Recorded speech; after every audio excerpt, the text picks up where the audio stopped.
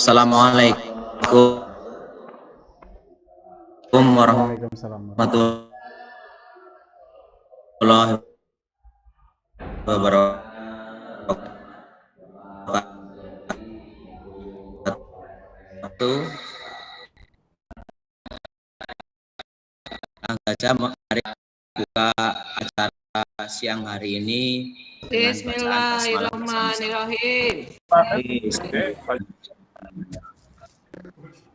Untuk acara selanjutnya mendengarkan Bismillahirrahmanirrahim.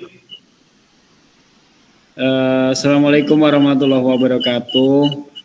Terima kasih Bapak Ibu semua yang hadir di diseminasi pada kesempatan kali ini. Saya akan membawakan beberapa poin materi, yaitu tentang budaya positif, penerapan disiplin positif untuk mengelola perilaku dan kebiasaan kelas yang disepakati bersama.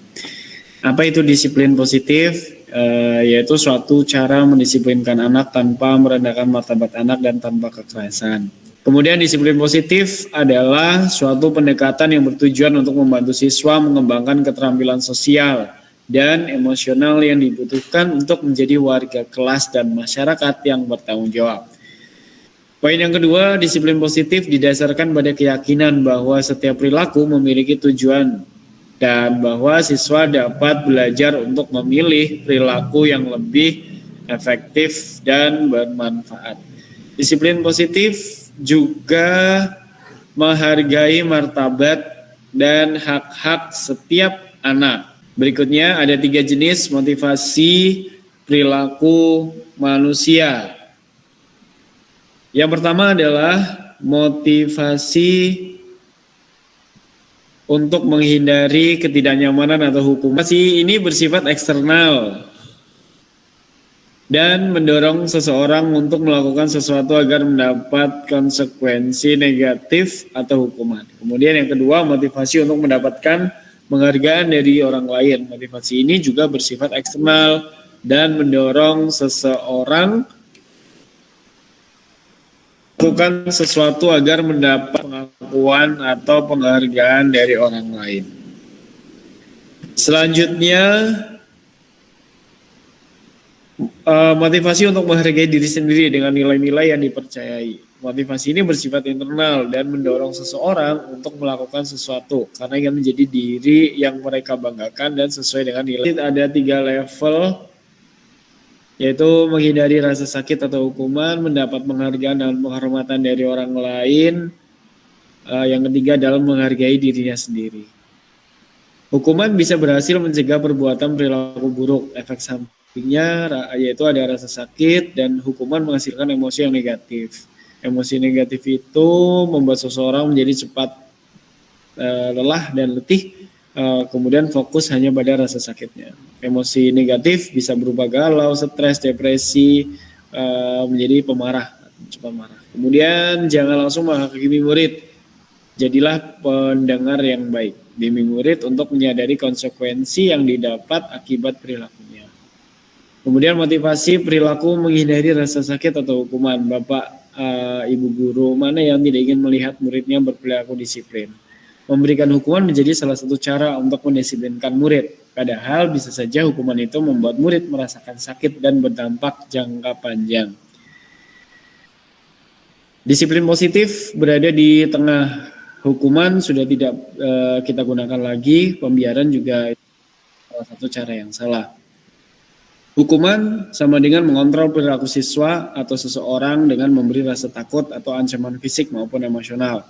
Sedangkan pembiaran hanya bisa menimbulkan hal-hal yang dilakukan sekehendak hatinya saja. Jadi tidak ada aturannya.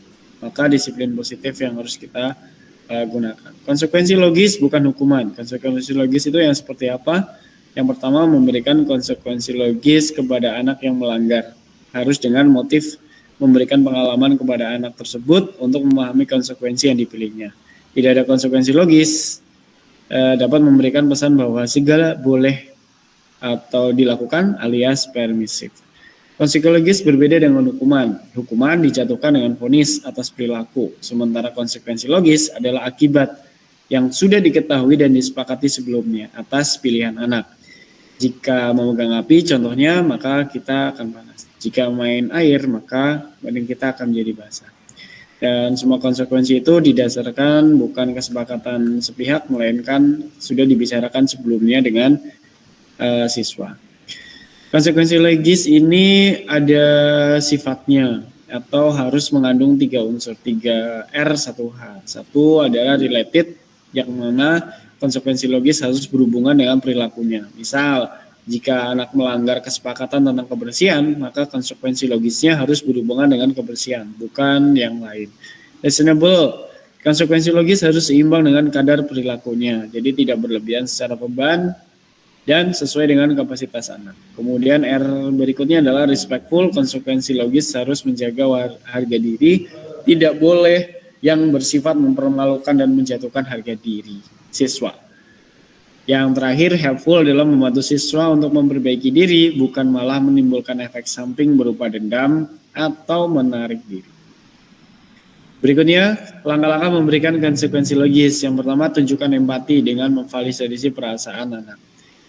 Contohnya di sini adalah Bapak Ibu guru bisa bilang, Ibu bisa merasakan perasaan jenuh kamu sampai kamu tidak mengerjakan PR. Jadi contohnya adalah berempati dengan perasaan anak. Kemudian yang kedua, eksplorasi konsekuensi. Sebagai konsekuensinya, kamu harus mengerjakan tema yang dibahas pada PR kepada teman-temanmu. Jika kamu punya tawaran lain sebagai konsekuensi, Ibu siap berdiskusi.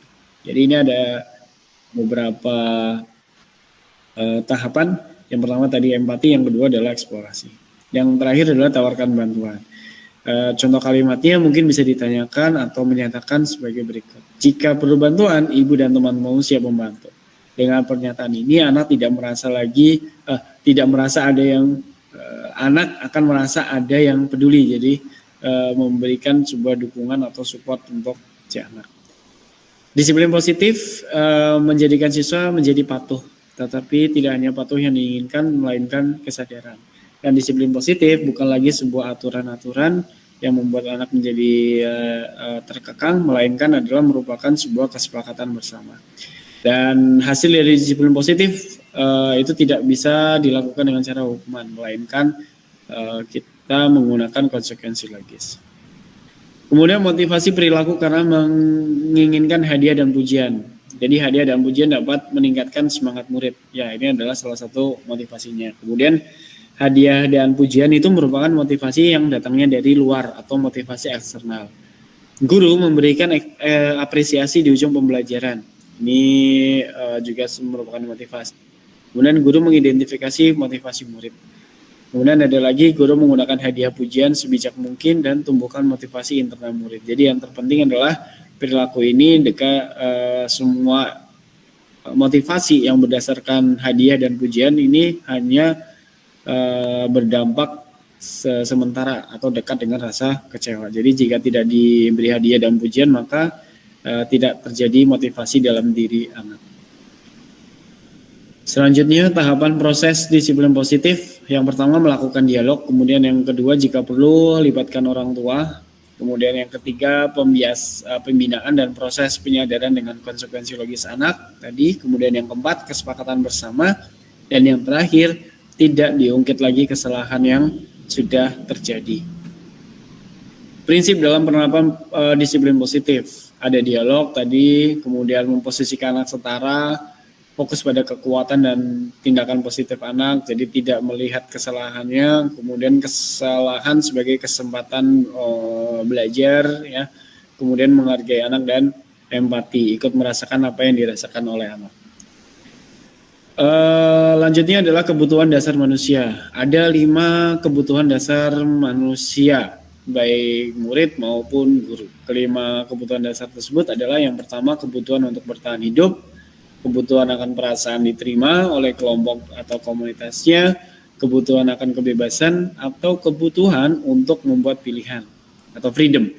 Kemudian yang keempat kebutuhan akan kesenangan atau fun, dan yang terakhir adalah kebutuhan akan penguasaan atau power. Konsep ini sudah dikembangkan oleh Dr. William Glasser pada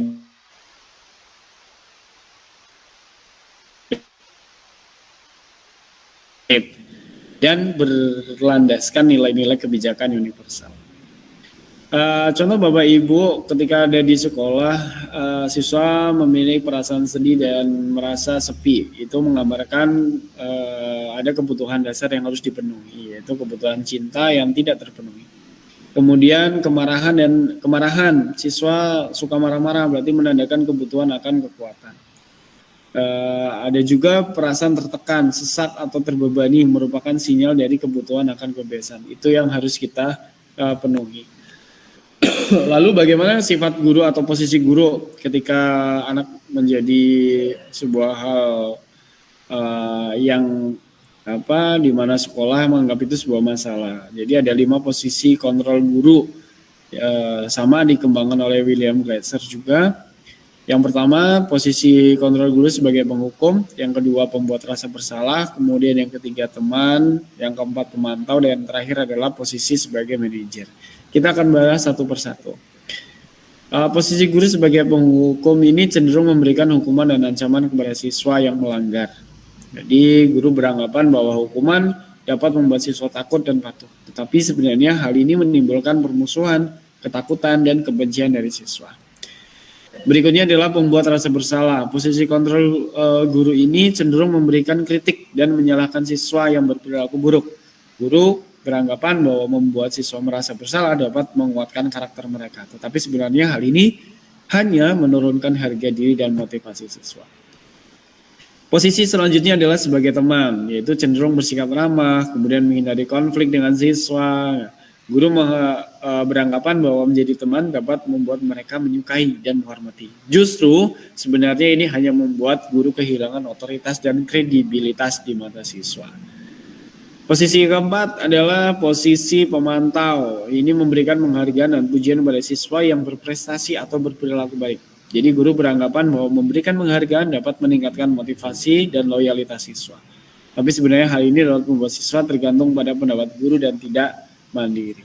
Yang terakhir yaitu posisi kontrol, cenderung memberdayakan dan membimbing siswa untuk bertanggung jawab atas perilaku dan pembelajaran mereka sendiri. Jadi guru di sini hanya memberikan kebebasan dan dukungan kepada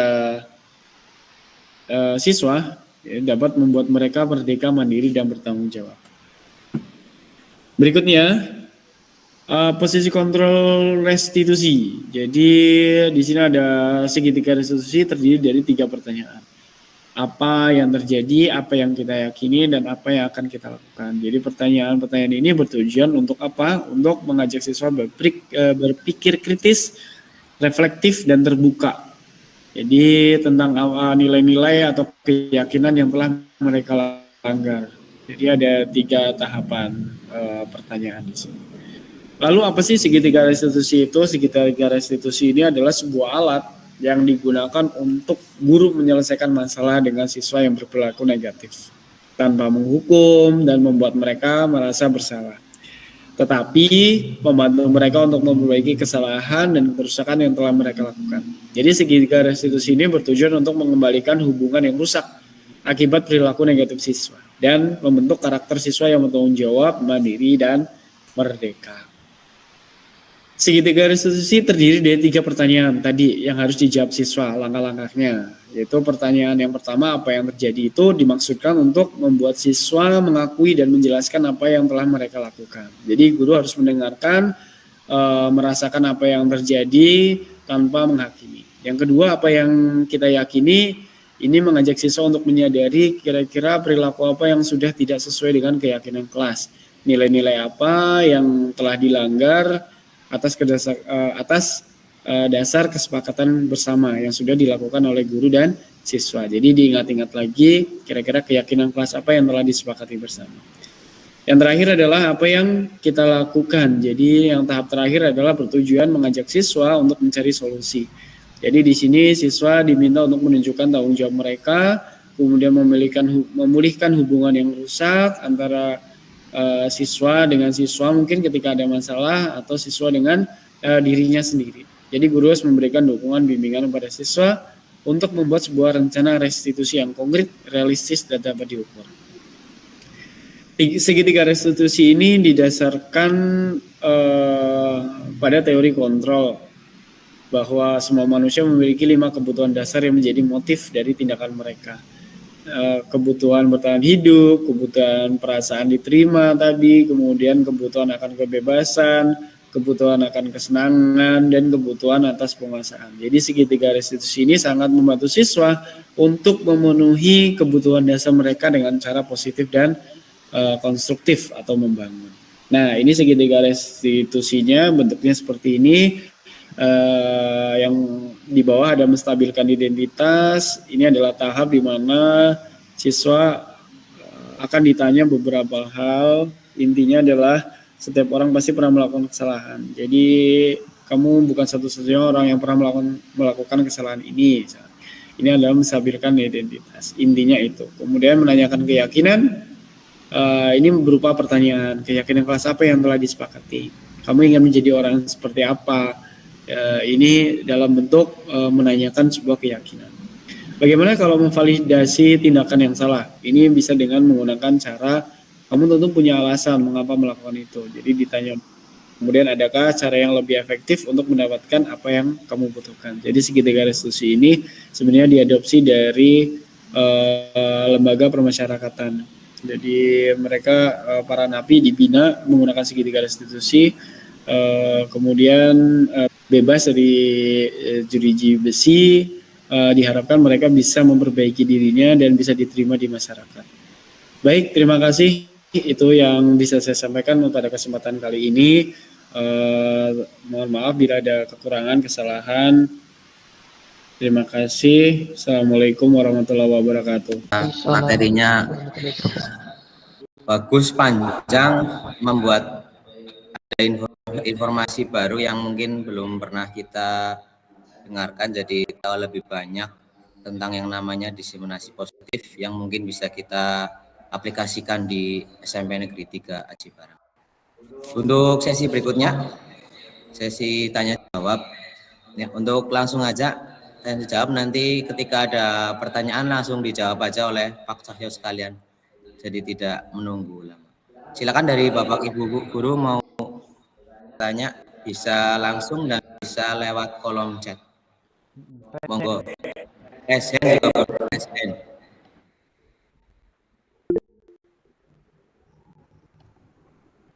Ya, monggo Bapak Sir, SN. Monggo langsung saja Pak.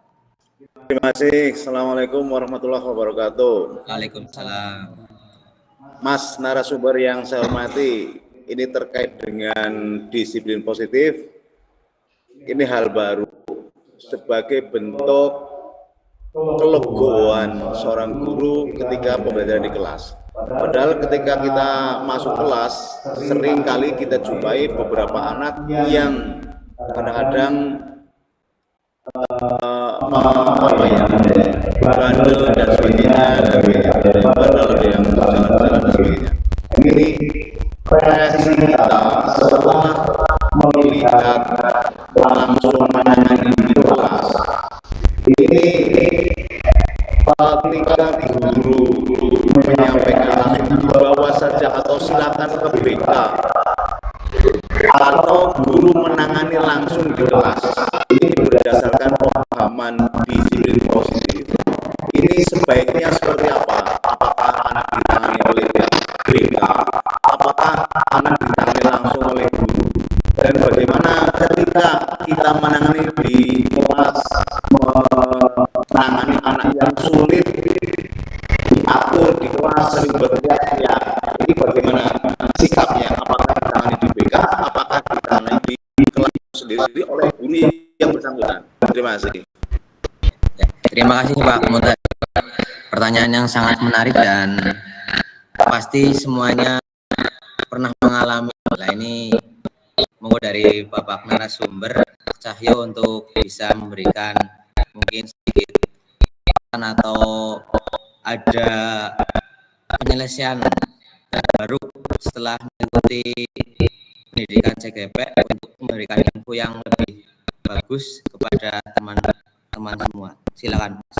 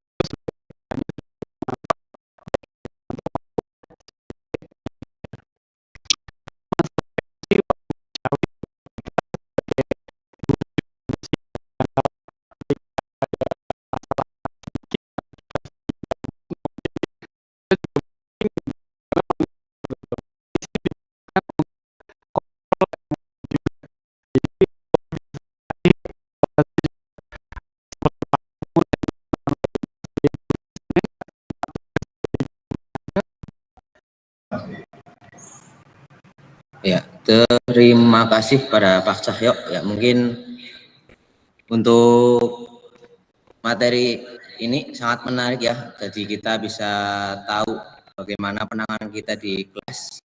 Mungkin ada lagi pertanyaan, monggo Bapak Ibu. Kami tunggu.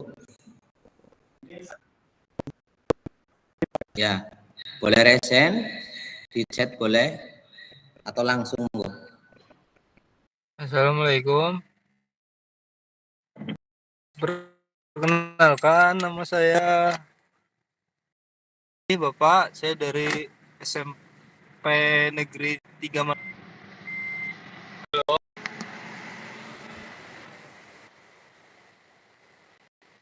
Pertanyaannya adalah bagaimana cara menyikapi cara memberi pelajaran kepada anak yang sudah keluar dari jalur. Contohnya seperti yoga, jika banyak siswa yang tidak menurut dan mengikuti, padahal kita sudah berusaha sesuai apa yang harus kita lakukan, itu bagaimana Pak memberi pelajaran kepada anak? Terlebih tadi Bapak bilang tidak memberikan punishment kepada anak.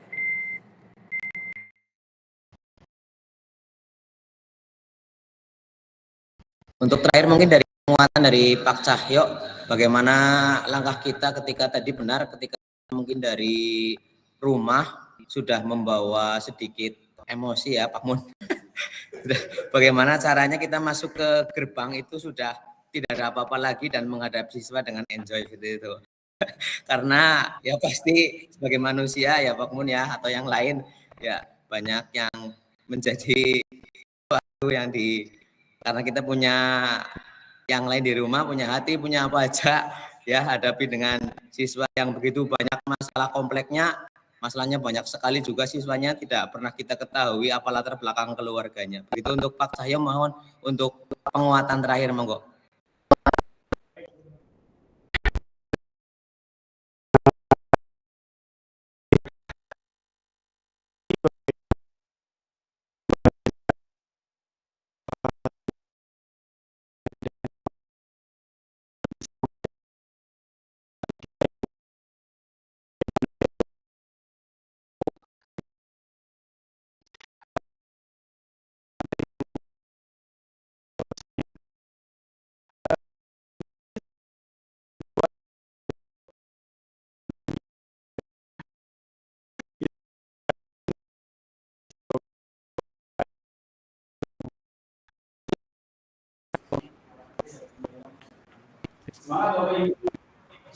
Semangat. Ya, terima kasih untuk bagus. Bapak narasumber, materinya sangat bagus. Sebagai kita, baik pengajar tentunya untuk selalu berintrospeksi diri, laras Ibu, karena kita makhluk pembelajar. Ya, untuk selalu belajar. Ya, terima kasih untuk kegiatan komunitas belajar untuk kesempatan kali ini berjalan dengan lancar, alhamdulillah. Semoga untuk pertemuan berikutnya ada materi terbaru, mungkin dari Bapak Ibu yang lain bisa memberikan materi terbaru untuk belajar bersama, memberikan informasi terbaru, dan tentunya bisa membuat SMP Negeri 3 Cibarang lebih maju. Merdeka! Sekian dari kami, mari kita tutup Merdeka. ini dengan lafal hamdalah bersama-sama. Alhamdulillah. Amin. Terima kasih Bapak Ibu. Monggo sami live boten nopo. Ya, terima kasih. Nggih.